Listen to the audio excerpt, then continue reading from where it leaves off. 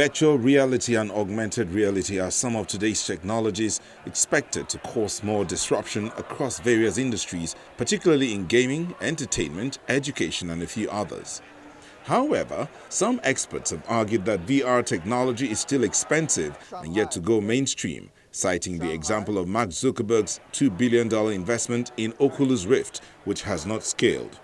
Judith Okonkwo, founder Imisi 3D Creation Lab, shares her thoughts on the emerging industry. Why VR?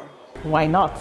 That's usually my response. But, VR, AR, kind of like the technologies on the extended reality continuum have been described as the computing platforms of the future. And, in the mass consumer space, it's fairly young, 4 to 5 years. And everybody's trying to figure it out. Nothing has been said. So really, this is the time to get in if you want to play. So you think Nigeria should take it more seriously? Absolutely. So give me some use cases why we should. So VR, a huge passion of mine. And one of the ways I think it can make significant impact in Nigeria is with education. People tend to think of VR as kind of like more high-end, more tailored towards entertainment and gaming. But you can use VR to disrupt education from the base of the pyramid up. Now I'll give you a scenario. Imagine you've got low-cost VR headset, maybe Google Cardboard.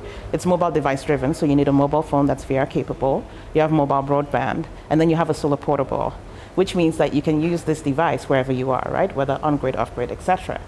Now, with that, all you need is the right content. And content in VR is magical. It can be anything. It can be a virtual classroom, laboratory. You can imagine kids in local schools seeing the pyramids of Egypt and exploring that. Things that would never have been possible for them otherwise, right? In that scenario. Or even exploring the solar system. And with that, you not just inspire kids, but then you get them to learn at a level that's unprecedented. It's experiential learning outcomes are improved. So look at the whole VR ecosystem. Who should adopt it first? Is it the government or the private sector?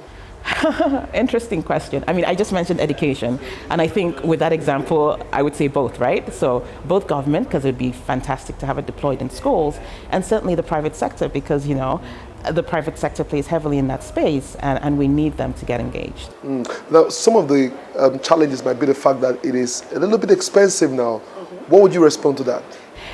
I agree that, especially the much more engaging, with full-featured VR is expensive. Things like the Oculus Rift or the HTC Vive, where you'll need a VR-ready computer.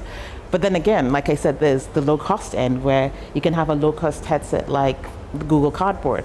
This is open source, the specs are online, you can build it if you want. You know what I mean? So there is potential. And with that, you just need a mobile phone. And we know how mobile phone adoption has gone in Nigeria. So it's not as out of reach as people might think. Looking at VR, I'd like to tell the audience where the money is. Okay, so one thing I often tell people is that, we started the lab last year in July. And, when I was telling people I wanted to do this, kind of like some of the first questions I got were, do you have VR developers we can hire? And people were asking me this in San Francisco and Toronto. So, if you're out there and you're curious, yes, learn and create content for VR because there is demand for that globally. So that's one instance. The other instance is, going back to the example I gave with education, you can imagine that we deploy VR in schools. All of a sudden we need content because without locally relevant content, it's not as effective, right? So there's a market there for that.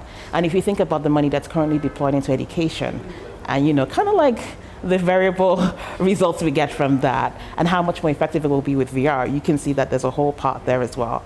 We're also seeing VR enhance productivity in so many ways. It's being used for everything from medical training to therapy. It's being used in real estate, especially high-end real estate. It's being used in engineering, You don't have to go out there and build a prototype and have it go wonky first. You can try all of that out in VR. So many use cases that save money in multiple ways. And if you're saving a business money, they're definitely, open to sharing.